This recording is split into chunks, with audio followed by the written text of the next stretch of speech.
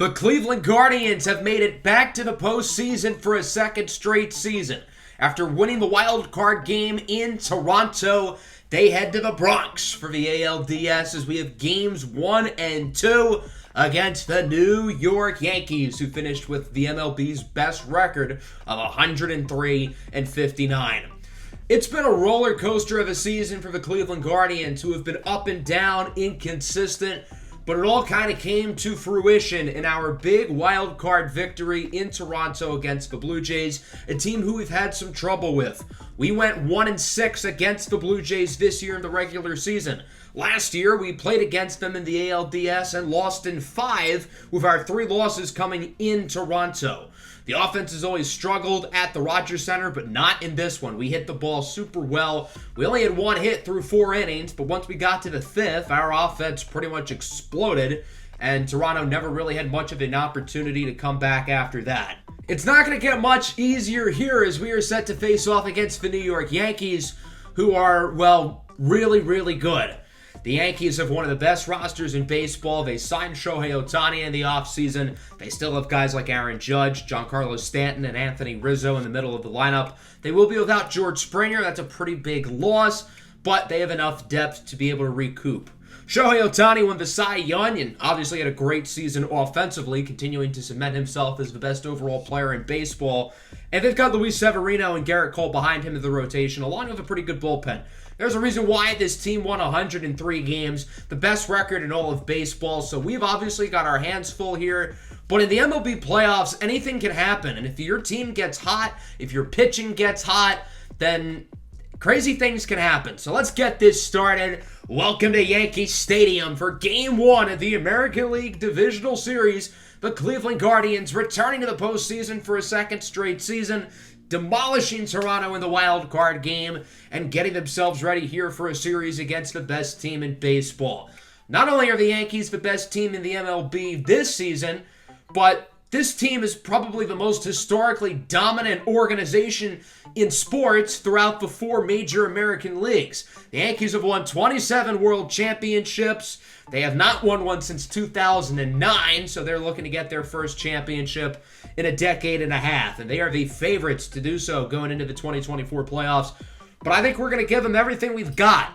Max Fried will be on the mound here for Game 1. Shane Bieber pitched in the wild card game, so he's probably not going to be ready to pitch until later in the series. Here's a look at both lineups here. Of course, Cleveland is fully healthy. They're at their full strength, so there are going to be players like Zane Rowley who are not starting today.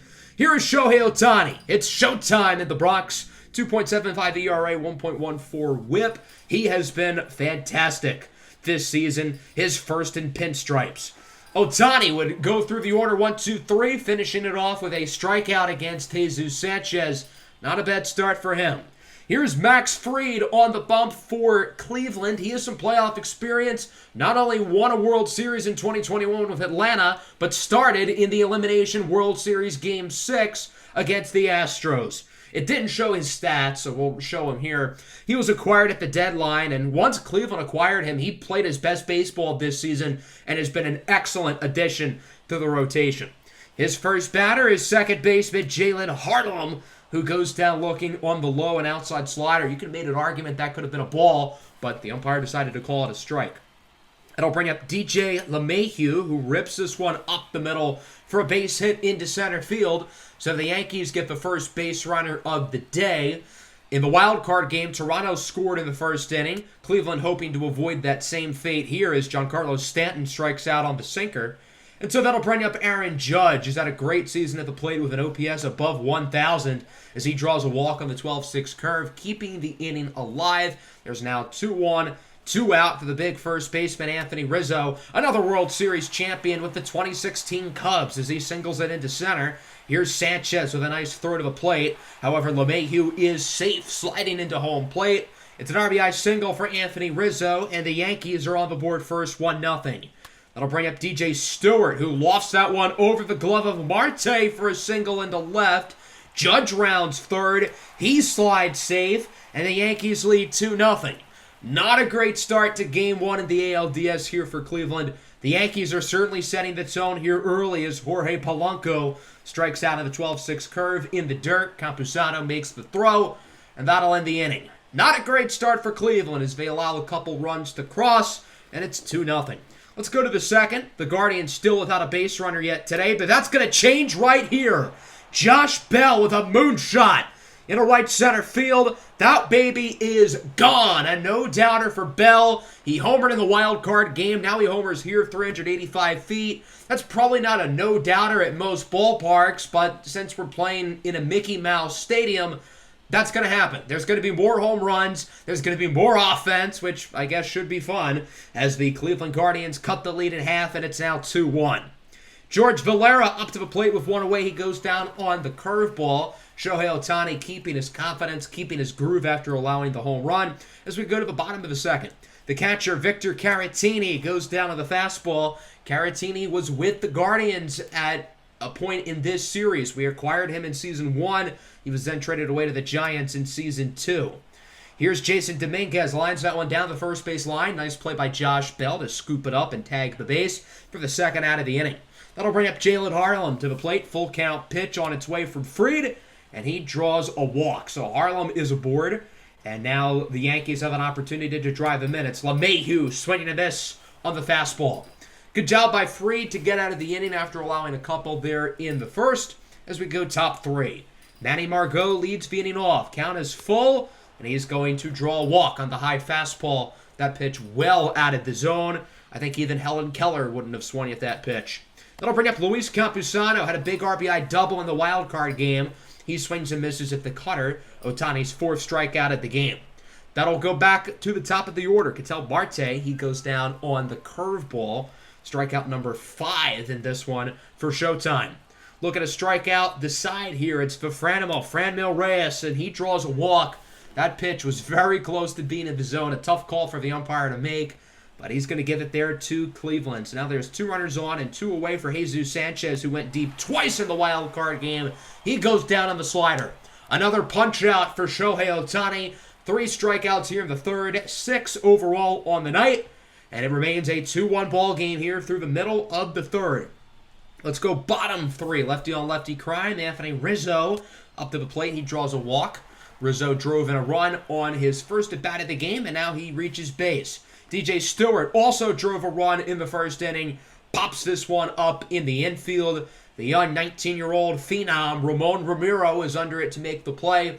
Good to see Max Fried pitching better. He really started off slow, but the past couple of innings, he's looked a lot more like the Max Fried, who we've really seen to enjoy watching these past 2 months. Top of the fourth, here is Jose Ramirez. He draws a walk. Ohtani's control over the past inning or so has not been great. He's allowed 3, make it 4 walks, as George Valera will take his base. Cleveland only has 1 base hit today, but they're not going to swing at these crappy pitches. Ohtani's already at 73 in the pitch count. Here's Ramon Ramiro, hits this one high and deep in a right field at the track, at the wall. It's caught. That's a routine flyout anywhere else, but here at Yankee Stadium, it's nearly a home run. The base runner will move up to third. That's Ramirez. So now there's runners on the corners and 2 away. A huge opportunity for Manuel Margot. He swings and misses at the high fastball. You know, I think that would have been a walk as well, but Margot got a little bit aggressive as Shohei Ohtani fired up, gets himself out of the jam, and it remains 2-1. Jason Dominguez up with 2 away here in the bottom of the fourth, flies it into center. Jesus Sanchez is under it. He'll make the play. 3 consecutive scoreless innings here for Max Fried as it remains 2-1. Just like in the wild card game, Cleveland only has 1 hit through 4 innings. We'll see if this is the inning where they can get things to really get going. Campusano leads it off. It's this one high and deep in the left center. It's gone. A solo home run for Luis Campusano, and the Cleveland Guardians tie it at 2. Again, I don't think that's a home run at many other places, but we're going to gladly take it here. Campusano continues to play really well here throughout the playoffs in the early stages as the Cleveland Guardians tie it at 2. Despite a slow start in the first inning, the Guardians clearly not letting them get affected by that. And here's another hit, a single by Ketel Marte. The Guardians have more base hits in the last 2 at-bats than they did in the first 4 innings of the game. So a big opportunity for Cleveland to really get some momentum. Look to take the lead here in Game 1 as Franmil Reyes strikes out on the slider. Rough start to the evening for Reyes, and with 1 away, that'll bring up Jesus Sanchez. 3-1 pitch. That's an outside slider for ball 4. Shohei Ohtani is really starting to struggle, and the Yankees would decide to take him out of the game, replacing him with Jameson Taillon, who never has come out of the bullpen in a major league game before until tonight. We have seen him come out of the bullpen before on this channel. Let's flash back to our MLB The Show 20 franchise with the Pittsburgh Pirates. This is Game 7 of the World Series in Season 5, which is ironically the 2024 season where we are here. Taillon came out of the bullpen, pitched a few good innings, and the Pirates ended up winning that game and thus the World Series. We'll see what he can do here against this talented Cleveland lineup as Jose Ramirez is his first batter. Ramirez hits this one high and deep in the left. It is gone! 3-run shot for Jose Ramirez. He goes a little oppo taco, and it's now 5-2. 344 feet. Again, that is not a home run at probably every other ballpark except for this one. It seems like Yankees Stadium's short dimensions are really screwing over the Yankees tonight, which has been honestly perfect poetic justice. So now that'll bring up Josh Bell, another star from that Pirates franchise, and MLB The Show 20. And he strikes out. Good pitch there by Taillon. And we transition now into the bottom of the 5th. Jalen Harlem up to the plate. Skies this one into shallow left. Marte charging after it. He cannot make the play. Margot gets to it pretty slowly. So that will turn into a double. Obviously, that was Marte's play. He must have called for the ball. But Margot's got to go there quicker. Pun intended. That'll bring up DJ LeMahieu, who flies this one into right. George Valera makes the play. Harlem's going to tag up to third. So with one away, the Yankees have a runner 90 feet away from home. As long as this ball is pretty much solid contact by Stanton, he should score. Stanton lines into the left, caught by Margot. Here's Harlem tagging up. The throw to the plate is a damn good one, but he is safe. That was a splendid throw by Manuel Margot, but it was just a little bit not in time, mainly because Harlem's so fast. Not much Cleveland could have done there. 2 away now for Aaron Judge. Grounds it to third. Ramirez makes the play. The Yankees do score a run, but overall a pretty good 5th inning as Cleveland scores 3. And they take a 5-3 lead here going into the 6th. We'll see if Cleveland can continue to carry on here with the momentum. Manuel Margot is up here with 1 away. Here is the 2-1 offering from Taillon, and this one is ripped into right center. That one will go for a hit. Manuel Margot, I feel like, has been sort of the unsung hero of this team. He was acquired in the offseason as someone who's always been a very average offensive player, and he's been very average this year. Great defense. He's done everything Cleveland has expected out of him. Luis Campusano will then single into left. Great to see Campusano continuing to hit the ball. He was a little bit inconsistent throughout the season. I think the other catcher, Eliezer Alfonso, was a little bit better than him, but it's good to see Campusano making plays. Franmil Reyes, on the other hand, is not making plays as he strikes out. Good pitch there by Taillon to get through the top of the 6th, despite getting in a little bit of the jam, as it remains a 5-3 ball game. Max Fried will still be on the mound for Cleveland. His pitch count starting to get pretty high now in the mid-90s as he faces off against Jorge Polanco, who rips this one up the middle just a little. That one will go for a base hit. Got to assume Fried is on a short leash. If he allows another base runner, I think Cleveland would probably take him out of the game as he faces off against Caratini, who goes down on the fastball. 100 pitches on the nose for Fried. That'll end his day. 6 innings, 3 earned runs. The box score numbers won't pop off the page, but I think overall, Fried had a pretty good day, and now it's up to the bullpen to finish off the job. Let's go top 7. Jesus Sanchez leads it off, and he swings and misses at the fastball. I think he was expecting the pitch to curve down a little bit. I think he was hoping for an off-speed pitch. That obviously not the case. Jose Ramirez thought he'd draw a walk, but the umpire behind the plate says otherwise, and instead Ramirez goes down looking, back to the dugout after his home run in his previous at-bat. That'll bring up Josh Bell now, who lines this one into left, and that one will be caught. 1-2-3 inning there for Taillon. He's pitching pretty well since allowing the home run to Jose Ramirez back in the 5th inning, and so it remains 5-3. Nick Sandlin will come out of the bullpen, making his first postseason appearance of the season. 2.65 ERA. He did have a 1.53 whip, so a very high whip, but a very low ERA. I don't know how to make of it. Jalen Harlem draws a walk. That pitch was 1,000% in the zone. There have been a number of questionable calls from the umpire for both sides tonight. DJ LeMahieu grounds out to third. Could have been a double play, but Harlem was actually trying to steal second, which turns into a smart play. He would not have to be out. Not really going to matter, though, as Giancarlo Stanton strikes out, and that'll end the 7th. Pretty good inning there from Sandlin, and remains 5-3 as we go into the 8th. 2 more innings. We'll see if Cleveland can continue to play well and win this Game 1. Zane Rowley gets plunked in his first at-bat of the day, replacing George Valera as a pinch hitter. That'll bring up Ramon Ramiro. Still really cool to see Rowley and Ramiro continuing to hit next to each other as these two guys look to be the future of the organization. Ramiro hits it nicely into center field. That one goes for a base hit. So now the Guardians have their 2 19-year-old studs on base with nobody out and a real opportunity to break open this lead.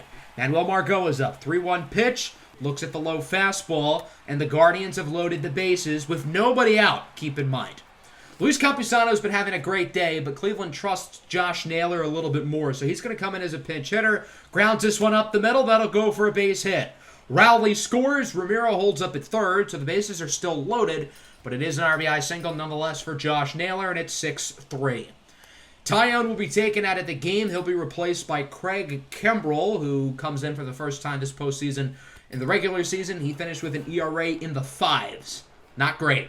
You know who is great? Ketel Marte, who finished second in the American League in the batting title this season. He strikes out on the knuckle curve.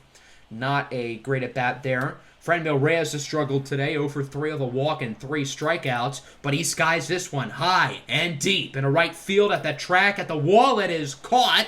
Ramiro looking to tag up. He is safe at the plate by mere seconds. Margot is able to advance to third. So now it is a 7-3 ball game. The good sacrifice fly there by Franmil Reyes. So now there's runners on the corners. Full count pitch here with 2 away for Jesus Sanchez. And he will draw a walk. So the bases are now loaded for Jose Ramirez, who homered earlier, as the Yankees turn to their 3rd pitcher of the inning. It's Joely Rodriguez, who had a pretty good season this year. 3.12 ERA, 1.27 whip. He is a lefty, so Ramirez will hit on the right side of the plate. 1-1 pitch. Ramirez bloops it to third. What a play by LeMahieu to get the out at first. The Guardians leave the bases loaded, but they do score 2, and it's now 7-3. Camilo Duvall comes in here in the bottom of the 8th. Duvall pitched an inning against Toronto. He was fantastic throughout the regular season. However, his day will not start off great as the Guardians go for the heavy shift, and obviously that backfires, leading to a 1-out single there for the Yankees off the bat of Anthony Rizzo. That'll bring up another big-time hitting lefty, DJ Stewart, who gets that one past Ramon Ramiro. That one will go for a single. Rizzo heads for third. Throw is not in time. So now there's runners on the corners. Camilo Duvall not looking like his normal self right now, as Jorge Polanco skies this one in a center. Margot makes the play. He has since moved from left to center within the past couple of innings, as he is unable to make the play at the plate. Sacrifice fly for the Yankees, and it is now 7-4. Victor Caratini up. He swings and misses on the fastball. So Duvall gets through the inning. He does allow a run, but Cleveland still appears to lead this game pretty comfortably, 7-4, going into the 9th inning. Here's Josh Bell hitting from the right side of the plate. Homered back in the 2nd inning. Hasn't done a whole lot since, as that one gets by Polanco. They're going to call it a base hit, but I feel like it should be an error. That one went right to Polanco, and he botched it. So Bell is aboard. That'll bring up the lefty killer, Ramon Ramiro, who has 96 contact against lefties. How about showing off some power? That one is gone. 2-run homer for Ramon Ramiro. The 4th team home run today, and I think all 4 of them probably would not have been home runs in most other ballparks. That's Ramiro's 2nd hit in as many innings, his first career postseason home run, and it's now 9-4. Clay Holmes will come into the game for Joely Rodriguez. They probably should have made that change before Ramon Ramiro came up to the plate, but that's just me. Josh Naylor still in the ball game as he draws a walk. The Guardians have done some shuffling around with the outfield. Naylor is now in right. Zane Rowley is in left. And Ketel Marte has moved over to center, leaving shortstop where Dansby Swanson entered the game. Ketel Marte goes down on the curveball, so Clay Holmes does his job. But still a good inning for Cleveland. They had 2 runs off the homer by Ramon Ramiro. Into the bottom of the 9th, Miguel Castro, the former Yankee, coming in to finish off the game as he faces off against DJ LeMahieu, who pops this one into right. Naylor cannot make the play. He then proceeds to completely misplay it. There's a reason why he is not a primary outfielder, and so that'll be a double for LeMahieu. The Yankees still trail by 5, but we'll see if they can get a little 2-out rally going as Giancarlo Stanton draws a walk.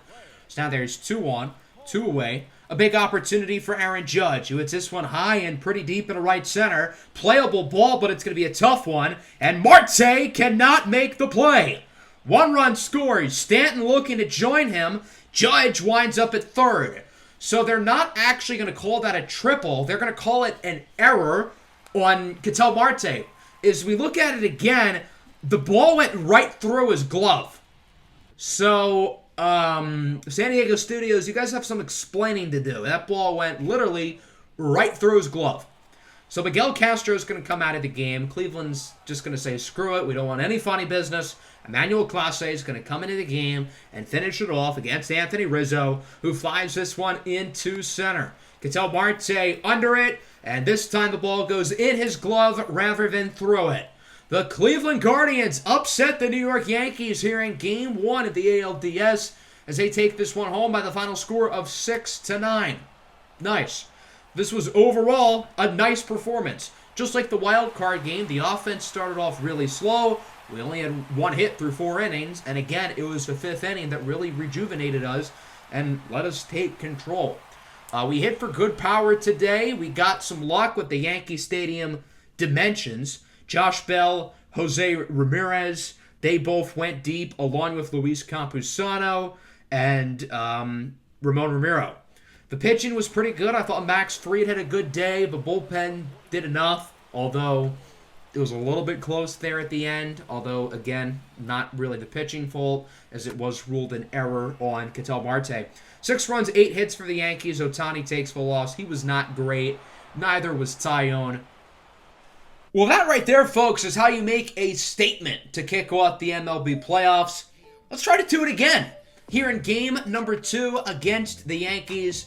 And I've got to say, a big win like that in Game 1 against the best team in the league and the most successful franchise in American team sports is certainly a big deal. But if we can win this game as well, take a 2-0 series lead going back into Cleveland, that would be utterly gigantic. On paper, it doesn't look great for us. The Yankees coming off a loss are really going to be extra focused. The pitching matchup of Luis Severino against Tristan McKenzie doesn't look great on paper for us, considering Severino is a much better player. This game is also being played roughly 12-ish hours after Game 1 ended, so that's not a lot of time in between games. I don't know how that's going to affect either of these teams. There's a look at the lineups. A few switches for Cleveland. Zane Rowley, Dansby Swanson, both starting today. And they're going to have their hands full against Luis Severino, who's been unbelievable this year. 2.45 ERA, 1.10 whip. He's been a Cy Young candidate all season, but ultimately lost it to his teammate, Shohei Ohtani, who, of course, did not play very well in Game 1. Ketel Marte hits that one down the left field line. That one could go for extra bases. If the offense could set the tone here in Game 2, that'd be a big deal. Cleveland has struggled to hit early in games so far throughout the playoffs, and they're looking to change that narrative as that ball gets by the catcher, Caratini, for a wild pitch. Marte will swipe third, and now Cleveland is a runner 90 feet away from home. Full count pitch on its way for Josh Bell. That's a tough one to lay off. Good eye. Bell will take his base with the walk. And that's going to bring up Jose Ramirez with runners on the corners and a big opportunity to do some damage. And he will also draw a walk on the circle change. Now the bases are loaded. One away here for the Franmil Reyes. 2-2 pitch on its way. And he swings and misses. So now Cleveland's going to need a base hit to drive in these runs. They certainly don't want to leave the bases loaded here in the first inning, as it'll be Manuel Margot. Full count pitch on its way from Severino. Margot lines it into right. That's going to drop. 1 run scores. A second looking to join him. It's a 2-run double for Manuel Margot.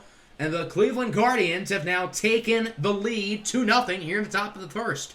I said Cleveland needed to set the tone offensively, and, well, that's one way to do it. Swanson dribbles it to short. Yankees get the out, but overall a pretty good start. Severino's pitch count is already well in the 30s, and Cleveland scores 2.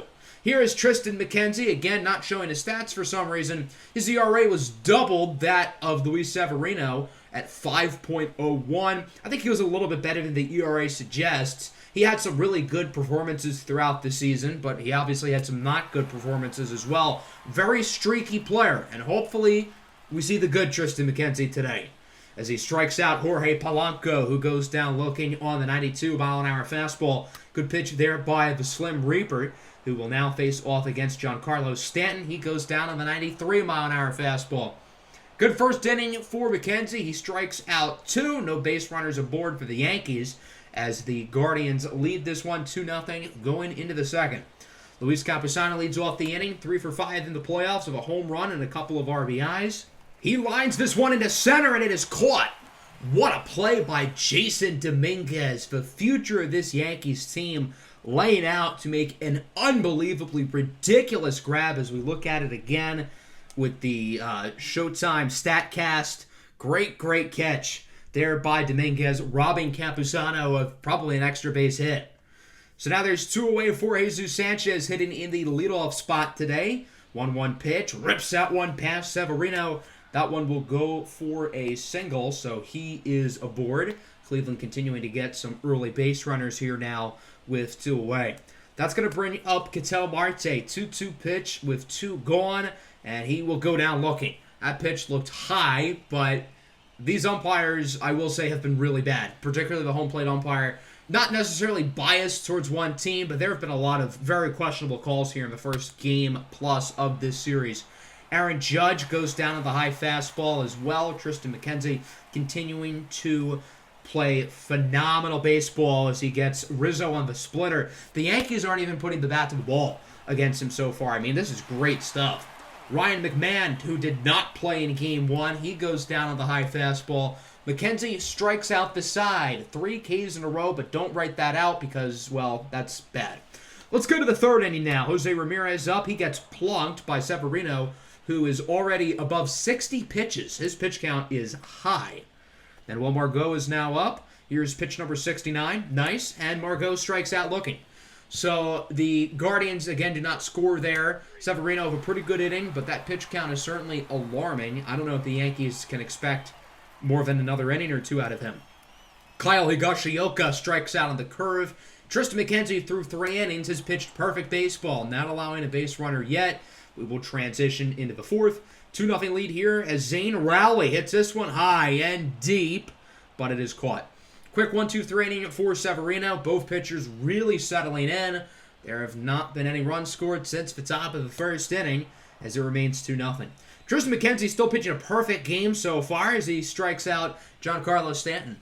4 perfect innings for Tristan McKenzie. Maybe it's a little bit early, but he is pitching unbelievably well up to this point. Let's travel into the 5th inning now. Cleveland's offense has been very quiet. Their last base hit was a single by Jesus Sanchez. Full count, very long at bat. Flies it out into left field for the first out of the inning, as that one is caught by Giancarlo Stanton. So from there, the Yankees would make a surprising decision. Luis Severino has been pitching really well, but they take him out, and he'll be replaced by the nasty one. Nasty Nestor Cortez Jr. The lefty has not been nasty out of the bullpen this year. His ERA is above 6 as he faces off against Ketel Marte, who draws a walk. Odd decision to put Cortez in there because Marte hits lefties really well. So I don't really know what the Yankees were thinking. Josh Bell is now up, runner on first, 1 away. He goes down on the circle change. Cleveland still has not gotten a base hit since the 2nd inning. And I guess I might as well point out neither team has gotten a base hit since then, since, well, the Yankees have not gotten any throughout the entire game. Jose Ramirez has reached base twice on a walk and a hit by pitch. He flies out to left. So Nestor Cortez gets through the 5th. It remains 2-0. Both offenses continue to look utterly terrible.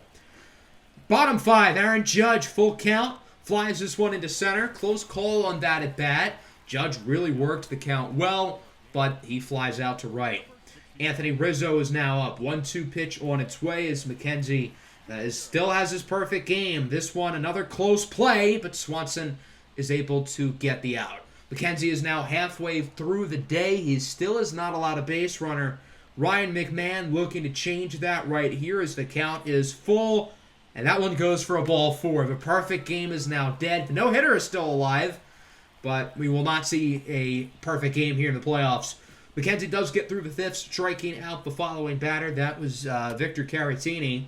So McKenzie does allow a walk, but he still has the no-hitter intact through 5 as we go into the 6th. Here's Manuel Margot, the only player to drive in a run today. He has 2 RBIs, as this one will go for an out. Very nice play at third there by the Yankees. However, Cleveland disagrees with the ruling on the field, and so manager Giovanni Cabrera is going to challenge the call.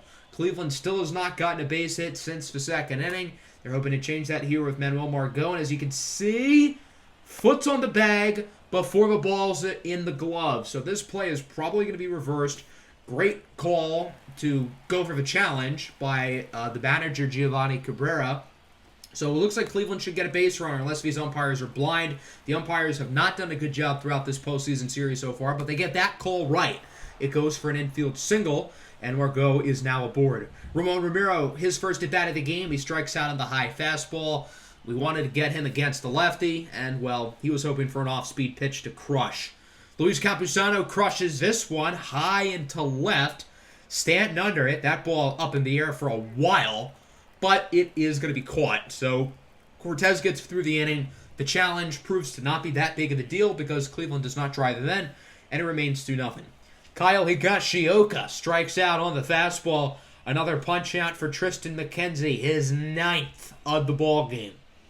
2 away here for Jalen Harlem. Grounds it to short. Marte makes the play.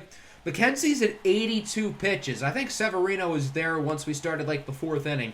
So I don't know how much longer McKenzie's going to go. As long as he is a no-hitter, he's going to stay in the game, I'll tell you that. But hopefully he can make it through another 3 innings and complete history. Jesus Sanchez draws a walk here early in the 7th inning as Cleveland looks to add some insurance runs here, only being up by 2. Full count pitch now for Ketel Marte. This one is grounded past the shortstop and the third baseman for a hit. So Cleveland now has 2 runners on, the first time they've had multiple base runners since back in the 1st inning, in which they did capitalize and they drove into. We'll see if they can drive in some more here of Jose Ramirez, who strikes out in the fastball. I've got to say, Nestor Cortez has done a great job out of the bullpen as it remains 2-0 going into the bottom of the 7th. Tristan McKenzie 3 innings away from a no-hitter as he faces off against Jorge Polanco, who mashes this one into right center. No doubt about it. The no-hitter is dead. The shutout is dead. And the Yankees have awoken. They are back in the ball game, and it's 2-1. We're talking about how good McKenzie's pitching, and deservedly so, but with how bad Cleveland's offense has been, the Yankees are more than still alive here in Game 2. Giancarlo Stanton strikes out on the 12-6 curve. Tristan McKenzie getting back to business, as that is K number 10 on the day. That'll bring up Aaron Judge now. He will ground this one to third with 1 away. Ramirez is able to make the play for out number 2. Now that McKenzie's allowed a hit and a run, I've got to assume this is probably going to be his last inning of the day, as Anthony Rizzo hits this one sharply into right center. That is the Yankees' 2nd base hit of the ball game. So now you have a runner on first here, 2 away. McKenzie now in the triple digits with his pitch count. He's going to remain in the game, looking to get this last out as McMahon pops it into foul territory. Luis Campusano is under it, and he will make the play. 7 innings down, the Yankees get a pair of hits, finally on the board with the home run by Jorge Polanco, and it's 2-1 as we go into the 8th. Craig Kimbrell is in for the Yankees. He pitched 2/3 of an inning back in Game 1, and he did pretty well, not allowing a hit or a run. George Valera is in as a pinch hitter. Cleveland continuing to shuffle through some of their bench guys throughout the playoffs because they have so many good players throughout the lineup. He will strike out on the low fastball. That'll bring up Manuel Margot, 2 for 3 today. He's had a very good performance offensively, accumulating half of Cleveland's hits in this game, as he will strike out on the fastball. A nice pitch there by Kimbrell. The Guardians certainly hoping he does not strike out the side, as it'll be Ramon Romero 0 for 1 today. Of course, he had the home run back in Game 1, and indeed, Kimbrell will strike out the side, looking like peak Craig Kimbrell from like 2011 when he was super young and super good with the Atlanta Braves. Let's go bottom 8. Camilo Doval is in for Cleveland. He allowed a run in Game 1. It ultimately did not matter as Cleveland still won the ball game. Here is Victor Caratini. He goes down with a slider. Caratini has really struggled through the first couple of games. It's unfortunate to see with how good he was last season when he was with the Guardians. The Yankees are going to get a base hit here. This one will turn into a one-out double for the speedster. That's Jason Dominguez, who has 97 speed on the base passes. 2 away now for Harlem. Grounds it to second. Ramiro with a great play. If that ball gets by him, Dominguez is scoring, and this game is tied up. So great defense there by Ramon Ramiro, and it remains 2-1 going into the 9th inning. We'll see if the Guardians can finish it off. Clay Holmes is in for New York. In Game 1, he pitched 2/3 of an inning, did not allow a hit or a run, just like Craig Kimbrell. 2 away for Jesus Sanchez, pops it up into foul territory, should be caught. An embarrassing performance by the Cleveland offense. 5 base hits today, 2 runs, both of which came all the way back in the first inning. But with how good Tristan McKenzie and the bullpen have done, the Guardians still have the lead as they turn this one over to Emmanuel Clase. 1-for-1 in save opportunities this postseason. He did allow a run in the Toronto game, but he got the save back in Game 1 as he allows a leadoff walk to Polanco. Not a good start. Polanco going for second, and he is gone down. Eliezer Alfonso behind the dish. Part-time ball player, full-time sniper. That has got to be the defensive play of this season. Not only do the Yankees not get a runner in scoring position now, but they don't get a runner at all. A huge momentum shift for Cleveland. Stanton strikes out, and now it's going to come to the cleanup hitter, Aaron Judge, to look to save the game and possibly the season for the Yankees. And I guess he does. He keeps it alive with a single into center field. So the tying run is aboard. The winning run is at the plate. It's the first baseman, Anthony Rizzo. All right, here we go. He swings and misses at the cutter, and the Cleveland Guardians have shocked the world. They take a 2-0 series lead. Hats off to that man right there, Tristan McKenzie, who pretty much single-handedly won the Guardians this game. With how bad the offense played, more times than not, you're going to lose the game. But Tristan McKenzie pitched so well, did not allow a base runner until late in the 5th. He did not allow a hit until the 7th. He finishes with 7 innings, 1 earned run, only 2 hits. And again, the offense was not great. We started off good at getting the 2 runs in the first inning off the RBI double by Manuel Margot, and we did not score after that. And I'm pretty sure we only had 3 base hits after the first inning. So as bad as the offense was, the pitching was good enough to prevail with how good McKenzie did. The bullpen did their job, Duvall and Clase. And as bad as our offense was, the Yankees were even worse. Got a feel for Severino, who started slow, but he pitched really well. The bullpen pitched really well, too. So there you go. The Cleveland Guardians lead this series 2-0. We return home to Game 3 with an opportunity for the sweep.